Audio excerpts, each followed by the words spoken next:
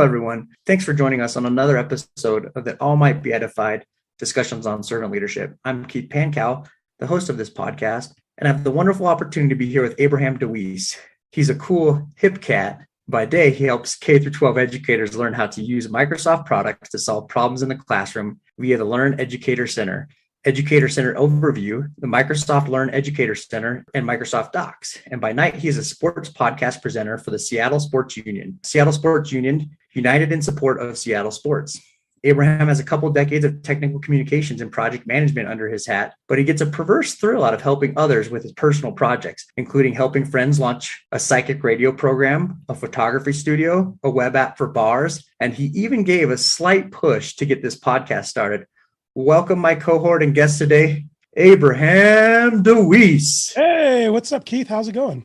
Going good. Well, we know that you authored that bio because you gave me some opportunity to throw my voice a little bit, and you even somewhat minimized your role in getting this podcast started. So we'll talk a little bit more about that, but I'm just welcome you. So glad to have you on today. It's great to see you back in America, and I know you'll get set back up in your home state of Louisiana pretty soon. Yep. So as Abraham is mentioning, I'll be traveling back to the United States by the time this hits the air, and so I'll be going back home, and I'm excited for it. It's been a wonderful opportunity to be here in Mexico and just love the people, love the learning from them, but I'm excited to get back. And Abraham is also a cohort member of my cohort for our Doctor of Education program at the University of Miami, and where the idea for this podcast got its start. And I remember very vividly when I was talking about what I could do for a project, someone else mentioned do a podcast. I don't remember who said it, but then I said, I'm not doing a podcast. That's a ridiculous idea. That's way too hard. Then Abraham was quick to say, it's not that hard. I'll help you through it. And he's been great support and helping me through it. And I've noticed that about you, Abraham, in our cohort, just watching you since we got to know each other and became friends and now Facebook friends, and I see a bigger part of your life. You just seem to have this knack to reach out to support people and to help people. And I wonder, have you always been like that? Did you develop that over time? Tell me a little bit more about that. Yeah. No, I like in the introduction that I wrote at a bar the other night. I do get a perverse thrill out of helping people. And there's I would say it's three-pronged. I haven't really thought about this until you just asked this. I think there's a three-pronged approach to this where one, it's some sort of dopamine rush that I get, in helping someone get to the next level of where they want to be. There's that chemical feeling that this show is called All That Might Be Edified. That dopamine rush is all that must be justified, and that's in helping out other people. Number two, I actually find as a kinesthetic learner, I learn things as I'm helping other people. So for example, when you were setting up this podcast, I actually learned more things about podcasts that I learned where the holes in my own game were. I'm telling you to go do this, and then I realized, I don't even have that on my show. Get better lighting. Oh shoot, maybe I need better lighting, myself. That kind of thing. And then the third thing, it's just a matter of, what's that phrase, paying it forward, right? I come from a background where there's a lot of talk about karmatic response, that somewhere someone's helped me, I need to help someone else when that happens. And, whether I don't want to get too spiritual into this, that was for a different podcast or a different broadcast I was on, psychic one. But just some of the things I learned in my life from other people, I just feel like there is value in as far as making this world a better place, in sharing that on, moving that on, contributing that along. I didn't set up this podcast on my own, the Seattle Sports Union. I had influences as well. People who gave me little hints and tips, on how to have a better microphone, go get yourself better lighting, go get a mixer when correct myself when I start saying a lot, that kind of thing. That comes from other people, and that comes from this community around me. We each have a community, right? You have a community, Keith. I have a community, and they all intersect like a Venn diagram. This whole world does. Unless you're some hermit up on top of a mountain, you have to connect with other people. And we are a social creature, human beings, and we benefit off of other people. Yeah, wonderful thoughts. Just love it. Some great things. I love that you started with the chemical response. There's great research that shows that we benefit physiologically from helping others. So way to recognize that as part of it. I don't know that we naturally go to that as a motivation, but it really is a strong motivation. And as you were talking, I remembered some research that I did in my master's on organizational leadership from Gonzaga about building a community in a multicultural environment. And I just have become obsessed with it since I started doing research on it. And one of the things I learned is that in the United States culture, we have a tendency to shy away from including spiritual culture into our discussion when we're trying to build that community because we're afraid to offend people. We don't want to have the hard discussions about beliefs. And so I love that you referenced some of your karma-based influence as well. And even though you're hesitant to talk about spiritual, I think that as we look at community, as we look at servant leadership and how we really make those Venn diagrams intersect more often or make the most of those intersections, if you will, we have to embrace people for who they are and their backgrounds and whatever that entails, even when they're different than us or they're not as well understood. And sometimes we find that we learn more by doing that, or we become more open-minded and have our perspectives broadened. Yeah, definitely. Definitely. And I find that the reason why I do shy away from talking about spirituality, I don't think anybody has the one answer. And I think our journey through this life, you should try to find some answers, knowing full well that you'll never get it until this is done and you start over again, or you go to the next level up. I think that's kind of why people shy away from it, because I have that view, but somebody else may have a completely different view. And I don't think one's right or wrong. I think it's what your personal grip on this reality is. And that's, you can, like I said, do something that is meaningful for yourself. For me, it's helping others. Then, I'm one, challenging myself to learn new things. Two, I'm getting that chemical reaction. And three, I'm building, we learned in school about scaffolding knowledge. I'm scaffolding my own spirituality, building upon things that I've done in the past. Yeah, I appreciate that. And it's interesting. I think you modeled something in your answer there that is very pertinent to servant leadership. And that's that we don't have all the answers. And so too often we come from a place of questioning in an organizational role to see if someone really knows what they're talking about, or to maybe set someone up to fail. We're not always asking questions from a standpoint of trying to obtain knowledge or gain understanding about a person. And I think when we do that, when we ask questions out of maybe ill content or, a maligned purpose, trying to understand or sabotage or even, catch someone in a lie, if you will, with good intentions. I think sometimes when we come from that standpoint, we lose an opportunity to learn what actually helps a person tick or what some of their background influences are. And unfortunately, that can create a negative chasm in our organizations. And so I think going forward, recognizing that our backgrounds are part of us, but that they might not be the answer at the same token is a good way to kind of move forward to embrace and learn from the people around us. Yeah, definitely. I was thinking about something. This show's all about servant leadership. And can I change the topic just for a second? Absolutely. What drives humans towards a hierarchical sense of leadership, a top-down approach? Why have you and I are, I'm a little bit older than you, but we're in the same age bracket. There was a time where big blue corporations operated, you just do what the boss says, and then your boss does what their boss says, and their boss does what their boss says. And my experience with servant leadership is a new thing. And it seems like it's a flip of the pyramid. It's no longer a top-down approach, but it's recognizing that the lowest levels have value.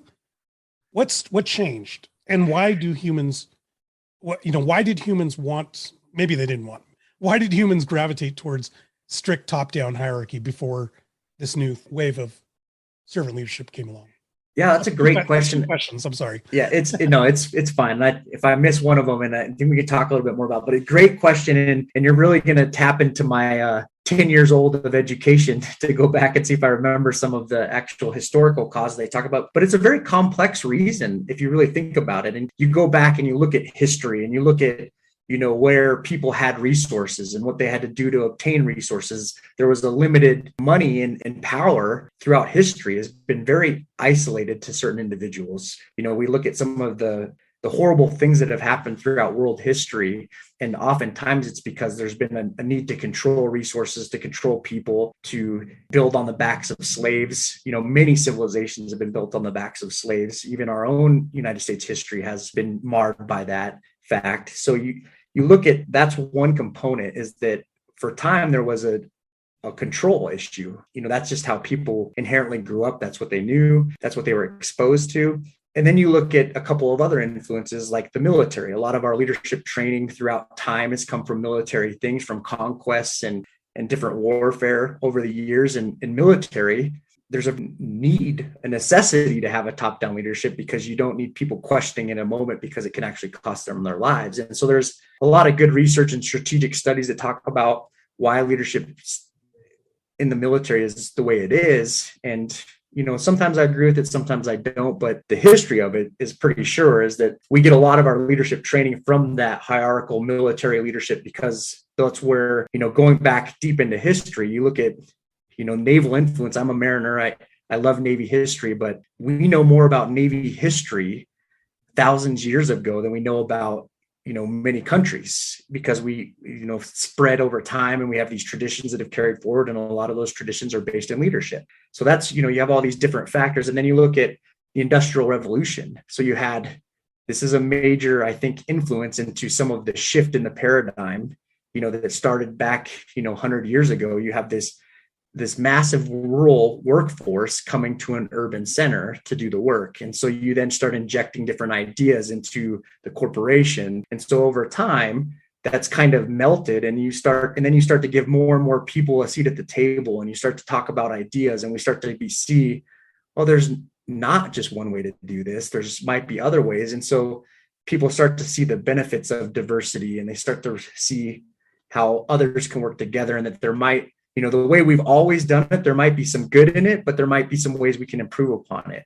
And then over time, as we've kind of become more and more enriched or comfortable in our lifestyle, people just aren't willing to put up with, bad leadership, because they don't necessarily have to anymore. And so that fact in and of itself helped constitute some change in it too. And I think there's a lot more factors, but those are kind of the thoughts that came to my mind as we talked about it. And so you start to look at all these cultural influence. You talked about the Venn diagram and where they intersect. I think, widening that circle, making those intersections overlap more often with different types of people, and also recognizing that sometimes, and quite often, there's some great studies out there right now that show that organizations can actually even make more money when they take better care of their people. Then now the people that have the resources start to see, well, I'm not necessarily losing resources. I'm not losing my monetary value, and I'm making people happier. So they look at different ways to do it. And so there's different incentives. I think there's different people who are motivated by different things. Some people are motivated by that altruism, by getting that dopamine rush you talked about. Some people are motivated by control and power. And, as many different motivations as there are different people and different leaders. But I think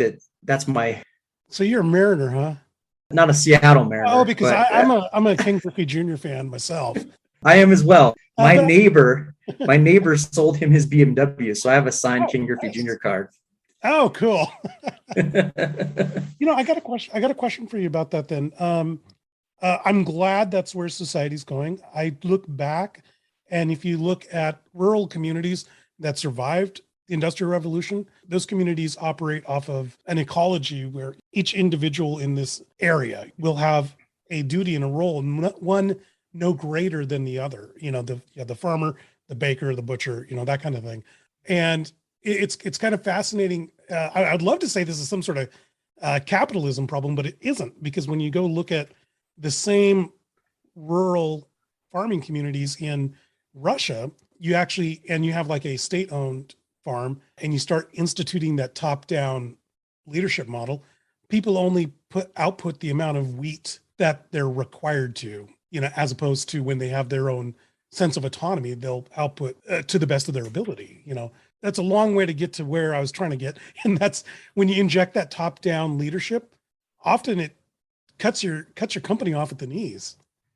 Yeah, I agree. And I that's why I'm so passionate about servant leadership. And I've just seen it over and over again in my military career, and just throughout government, and even in private industry is when you see that top-down leadership, you see this stifling of creativity, a stifling of growth. It just really limits what you're going to do. And I was really impressed with Ben Beckhart, who helped bring General Mills and flourish it here in Mexico. I met him in my travels here, and he talked about how in General Mills, they'd gotten so complacent because they didn't want to buck the status quo, but then they stopped actually creating ways that they could keep their business growing because they wanted to continue to just focus on Walmart as their distributor. And so they started to, they were getting so much revenue from Walmart, and his point was, that's fine, continue to build your revenue stream with Walmart, but you got to look at other places. But they'd become so limited in the way they thought that they were pushing out other ideas to grow the company. And I think too often in Western culture, especially, I think you see it a little bit different in some other cultures, but in Western culture, we seem to have this propensity to believe that if I'm getting something, it means you have to get less of something.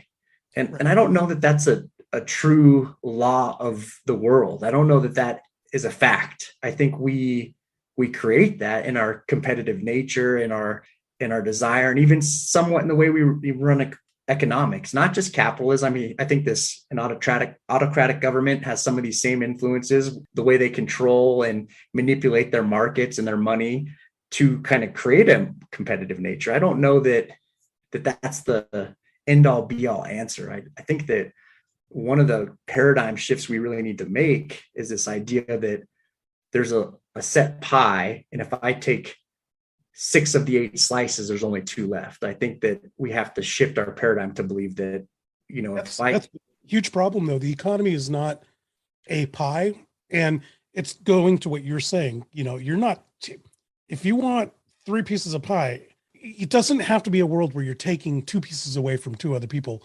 It can be a model where you're deciding, I'll be the baker for the pie. Why don't you, George, go over there and get the blueberries? Why don't you, Sally, go over there and, create the lattice top for the pie, and we can all then have 1 pie for each of us. And it'll be much greater than pieces of 1 pie. It'll be a whole pie. That's how the car industry worked. Ford put out there the manufacturing model. Competitors did so as well. That didn't mean he was selling any fewer Model Ts. He actually sold a ton of Model Ts, but other people were selling as well. There's only a couple pieces of the pie. I hate it when people go there because it doesn't have to be that way. You, as a mariner, know that, rising tides lifts all boats, right? So it's, there's a different way to do it. Yeah, what a great analogy. I love it when people throw nautical analogies into the conversation. So thanks for that. And I totally agree with what you're saying. And when I was talking to Shanna Farmer in the last episode I released, she's a CEO for United Way in Pueblo County in Colorado. And she talked about how they're focused. They've learned from the pandemic. They've really recognized that there's just so many needs out there. They're never going to solve them all. But if they work on building capacity from organizations, from individuals, they can actually create more resources to solve more of the problems. So it's the whole, give a man a fish, you feed him up for a day, teach a man to fish, you feed him for a lifetime, right? It's the whole same thing, right? If we focus more, and this is what I love about servant leadership, is because it's not about just making the company successful. It's about making everyone in that organization successful. And when we do that, we expand capacity. When we expand capacity, everyone wins. I agree. I want to go back one conversation. I was talking about top-down leadership, and that the lowest level employee only does enough to not get fired, right? I have a question about what happens when the boss doesn't become God. What happens when the product becomes God? What happens to the lowest level employees? I mean, I've worked at corporations my whole life. I kind of feel like, well, I'm just trying to make someone else a bunch of shares. I'm trying to make their shares of stock more. A person like me who likes to help people, if I'm being told that the product is more important than the people, now I've lost my ability to get my reward, get my social currency out of helping people when the product deems that my support of people is not as important as the product. I don't think I clearly stated that. I hope you got what I meant. I was just wondering, have you studied that in your servant leadership, and what I don't know that I don't know that I've read any research on it. So I'm not going to quote research, but I do have some personal feelings about it. I think first and foremost, if your culture is people oriented and you then place the product above the people, you're going to ruin your organization. People are going to see through that false narrative. They're going to see your lack of credibility in your culture, and they're going to either leave or they're going to work less. They're not going to have the internal motivation to drive themselves. And then you're going to need more micromanagement. You're going to need more autocratic leadership. You're going to need more top-down leadership. And so when you're not allowing people to empower themselves or feel motivated, you naturally have to do these things that create a top-down leadership environment. So you almost are, it will, in my opinion, this is once again my opinion, but you'll shift yourself away from people oriented to a more hierarchical approach because of necessity, because people will stop believing in the organization. Now, if your culture is about making money and serving the product, then I think it will still happen that same way, just to less of a degree, because I think you'll invite a different type of person that has a different motivation. But I really truly believe that the principles of servant leadership resonate with most people, and most people want to be empowered. They want to believe in what they're doing. They want to see themselves in their work. They want, we spend a majority of our waking hours doing what we work for. We don't want to just punch a clock, do a ticket, pass the time. Too often that's what we do, but that's not what we want. And so when we do that, when we make the product, that doesn't feel good. And for most people. And so when we do that, we stop feeling good about going to work. And when we don't feel good, we don't work as hard. Yeah, when you take a look at your day is separated into thirds, right? There's 8 hours of, being unconscious. There's 8 hours of sitting at your desk. And then there's 8 hours that you get back, for things that you need to do in your life or just relaxation. And if you're just going to take a third of that and take it from being something that you're proud of to becoming in service of a product or a boss or whatever, that's a third of your day, 5 days a week, that just is taken from you. And it doesn't seem fair. And with these ideas of servant leadership, and I've seen some of it in application, and it seems, my God, you're giving time back to me. Is what you're giving me. And time is valuable, right? They say time is money, but time's also your health. It's also your desire. It's also your, your sense of worth. And that's something that I've noticed in servant leadership since I've talked to you about it, because I see it in my daily work as well. There's semblances of it being enacted. We're trying to reduce what we're seeing down to talking points, with many people resigning or leaving their organization. And we're trying to come up with simple reasons for this, and talking to some people that have done a lot of reading and studying, and really the leaders that I respect, they've pointed out that, the pandemic didn't change our business a lot. It changed it a little, but it didn't change how we do business a lot. But what it did is it opened people's eyes to what their time means to them.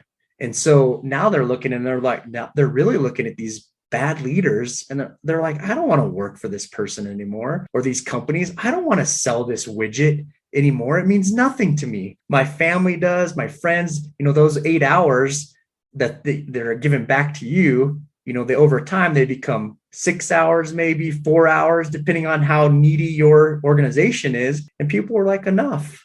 If I don't believe in it, I'm going to do something else. Well, heck, think about this as a sidebar to that. I got 21 days of my life back for the last 2 years. So that's 42 days. 42 days by not driving to work. And, when we all go to work, none of us get paid for the time you're sitting in traffic.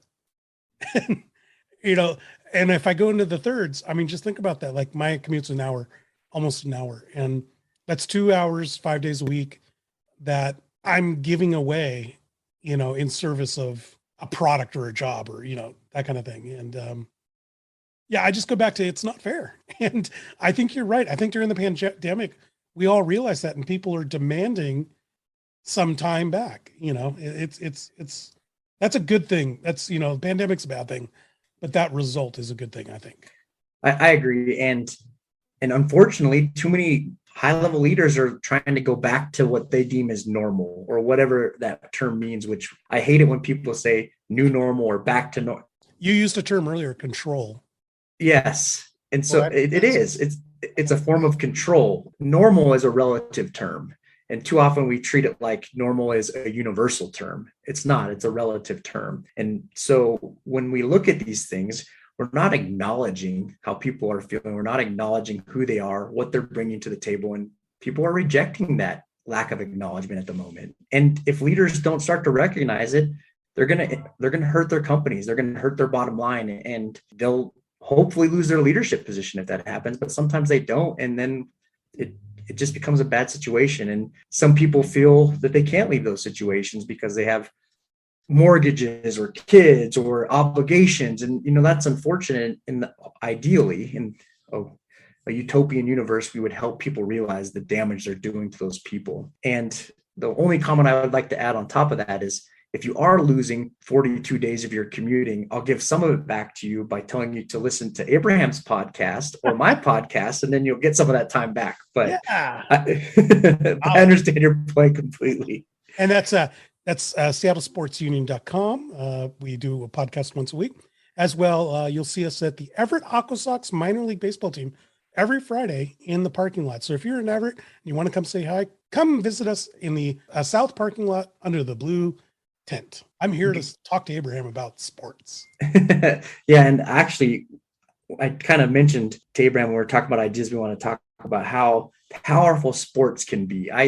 Sports for me personally, it helped me probably stay out of prison. It really helped me find a way to harness passion in an appropriate way. It helped me find a way to build somewhat of leadership in a positive manner when I lacked so many good examples in my life. So I'm a big fan of sports and what they can do. There's obviously a bad side of sports like anything else, but I think that comes with people more than it does the way sports are organized. And I was thinking so much about how so many of us, even people that don't necessarily like sports as much as me and Abraham, because we're both pretty big junkies, but people that don't like them as much as they're still motivated by feel-good sports stories, of these stories of teams that overcame incredible odds, or these, the miracle on ice, remember the Titans that, unified a community and showed us some of our own biases beyond just what they did on the field. These stories are so powerful, but I think if you look deeper at them, they're going to show you some amazing leaders, and even often servant leaders, people who really care about the people, that help them overcome what they think their own barriers are. How do you think sports plays into servant leadership? Boy, I had the opportunity to interview the last 3 Aquasox, that's the local minor league baseball team here, managers. And they actually, this new environment that Jerry DePoto, the general manager of the Seattle Mariners, has instituted, is a servant leadership environment. It really is. And I hope you can get him on your podcast. That'd be awesome. Because every single manager that I speak to, they speak about their athletes not as commodities, not as foot soldiers, not as anything other than a person to support. It goes back to what I was talking about earlier. They get a genuine thrill of being able to give everything they can to somebody, supply them with the nutrition that they need, supply them with tips on how to hit the baseball, supply them with, better techniques, for running the bases, that kind of thing, better techniques for pitching. And you can see it in the pride they have for players who advance to the next level, and even pride in players who don't advance. I did not expect this because you're talking about some of the bad things about sports. I have been on teams where you have a bully as a head coach and they care more about winning. And here we go again with the top down philosophy versus, servant leadership. Those type of coaches, when there's money involved, that's how they get to stay, coaches. When you start taking that money part out, you start getting to people who want to help. And like I said, not just help the people who are going to go to the next level, but help the people who, baseball might not be, part of their life. For me, you're talking about sports keeping you out of trouble. For me, I was failing high school in sophomore year. I was going to flunk out. I flunked a couple classes. I flunked English and I went and got a degree in it. But anyway, the one of the things that helped me was getting into wrestling, getting a very good coach who taught me about discipline. I was not the best wrestler. I made varsity by accident because nobody else was in the weight class and didn't have I didn't have a very good record, but I had a very good experience because I was elevated from an area where I had no sense of worth or value, and got placed into an environment with a person who said, yes, you can do what you want to, do. And you just have to, set yourself up with goals, set yourself up with a narrative that you are good enough, and set yourself up, for success by working with others. Big problem in high school was I didn't work with others. I was not the kind of person that wanted to help others. I wanted to be left alone. I wanted to not talk to anybody. And thus I didn't pay attention to what teachers had to tell me. So I had some crummy teachers, but I'm sure I had some teachers that tried to get through me and I just wouldn't listen. And it helps. It helps when you get one of those good coaches. I didn't go, to the Olympics. I didn't go to WWF, I didn't make a career out of athletics, but I definitely got out of this weird funk that I was in by being involved in that kind of community. I started enjoying other communities too. I started enjoying things like chess club, started enjoying things like Spanish club, started enjoying, other areas that I'd been too afraid to, go into and enjoy. It's weird how somebody can teach you like that coach did. If they can teach you something about self-worth, you can flip things around right quick. Happened to me. Yeah, that's a powerful story. And, that's, I think, true evidence of a servant leader is they're often doing more in a leadership capacity than they realize they are. Like that coach probably, he might have thought, man, my wrestling team's not doing so good, not knowing that he was empowering people to go on to great careers, empowering others to do what he or she thought they couldn't. Building that self-confidence is such a powerful thing. And going back to the kind of the bully coach atmosphere, it's interesting because when you lose that motivation of helping others, of looking at holistically at your organization, whatever it may be, and the people within it, a lot of times you start to get afraid and you're motivated by fear. In the coach's case, they're afraid that they might lose games and lose their nice salary or get fired, and there's a lot of pressure. So I know that fear is a very real thing because of that pressure, but that's no different than any other organization in a lot of regards. We all feel differing pressures from our employers, from our families, from whatever. And when we allow those pressures to become primary, they take our eye off the prize, off the people around us. And when we empower servant leadership, when we, like your coach, when we don't necessarily worry about are we winning our matches, but am I building wrestlers? Yeah. Everything takes care of itself. And we find that we do more than we thought possible. And I think that's where why those feel good stories, those sports stories mean so much to us, because I truly believe within every person lies the ability to surpass their own limitations. Yep. But too often we succumb to the pressure. It's interesting. You and I read an article, can't remember what it was called. It was for our doctorate program, and it spoke about a track coach, I think.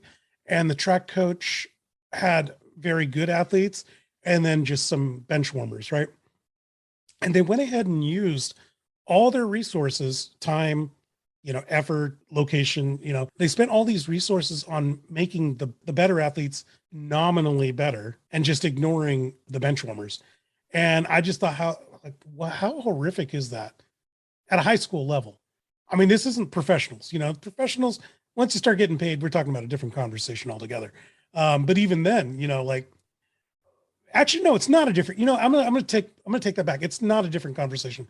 Even if you're getting paid, you should put value into the people who aren't at the highest levels, because if you can exponentially increase their ability, then all of a sudden you don't have a bench warmer, you have a solid role player. And, I just kind of think, I say that because I was thinking about the 1990s Bulls.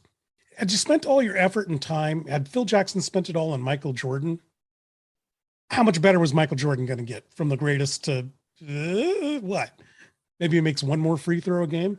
But Phil Jackson actually spent a lot of his time, on the players at the end of the bench, because when it was time for them to come in, if he can exponentially make somebody like Paxton better, or if he can make, Rodman more focused, Wennington not foul out. I mean, like if he can help those players in support of Jordan, which he did, that's how you win 6 championships. That's absolutely true. And when we focus on the whole team rises together. Yeah. Because what those athletes often lack in skill, they probably make up for in heart more often than not, because they've had to work harder their whole lives. A gifted athlete, when you reach the highest levels of competition, a gifted athlete's very, very competitive as well, and they're very driven, because that's the only way you get to those highest levels of all sports. But everybody else that's not that 1% of gifted athletes that's incredibly driven, if you're gifted, oftentimes you don't necessarily work as hard. And that's why we see so many gifted athletes not cut it in the professional level, because they just don't have the work ethic. Keith, but they might also have, a coach, or they might have an environment where they're not valued and nobody's there to tell them, hey buddy, you gotta pick it up. Here's a way to do it. Here's another thing, because Hope Solo, United States women's soccer team goalie for many, many years, she just got arrested again for drunk driving. And, it's like, sometimes the help isn't in, how do you kick the ball better, or how do you, throw the ball further? It can also be like, is everything okay in your life? In your home life, are you doing okay? I think that's a question in servant leadership that comes up. And I just want to frame that as a question to you. That is a part of it, right? I really think it is. I was thinking about a story. For those that you don't know, and maybe this is too oversharing, but I was expelled from high school as a sophomore. And so my whole junior year, I had to work extra hard to get back into the good graces of my high school. And so I stopped playing all sports my junior year. Well, when I came back my senior year and wanted to play all the sports I played, basketball, football, baseball again, only the basketball coach would take me back, because I made some major mistakes in my life. But that basketball coach took me back. And I think partly because of me, and because I'm one of those players that's not exceptionally gifted, but I will work harder than everybody else. And I really am driven and passionate and very competitive. So I think he wanted that on the team. But more than that, one of my best friends, and I won't mention him by name because I don't want to share his story too much, but he was struggling in his life at that point. And I think the coach knew that we were close to really kind of show him some of the changes I've made in my life.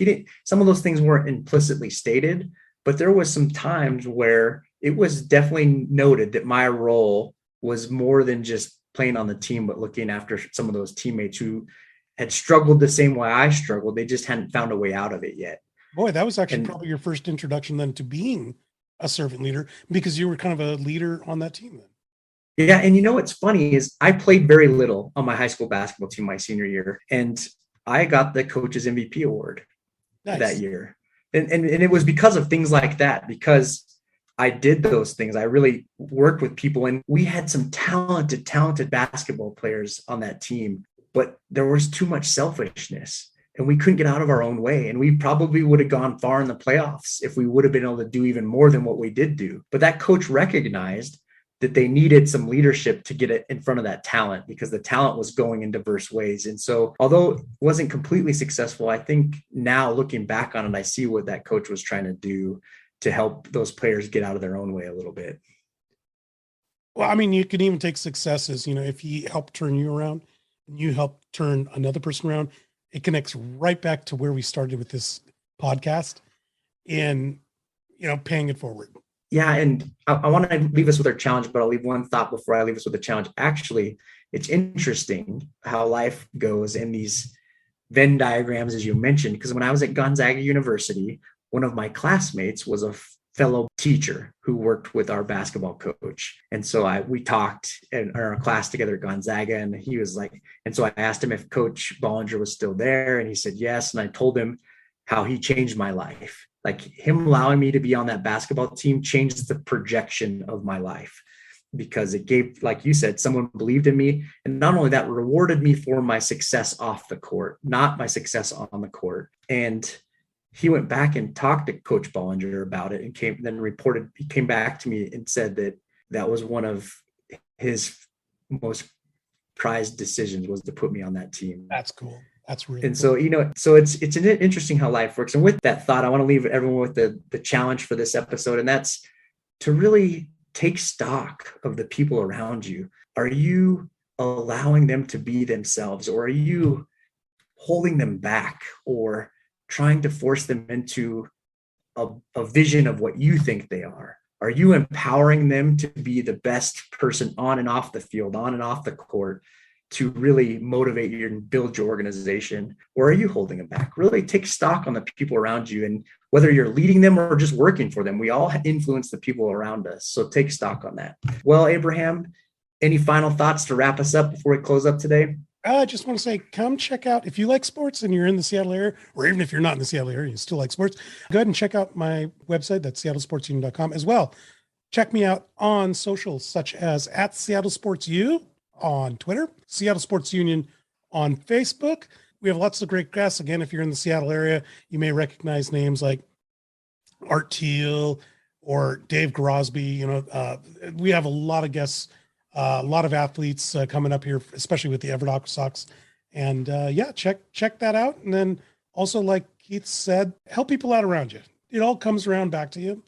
And you never know if you're that, if you're that coach, picking up a kid that flunked out of school, or if you're picking up a kid who gets into way too many fights like I did, you might be able to redirect their energy and change the trajectory of their life.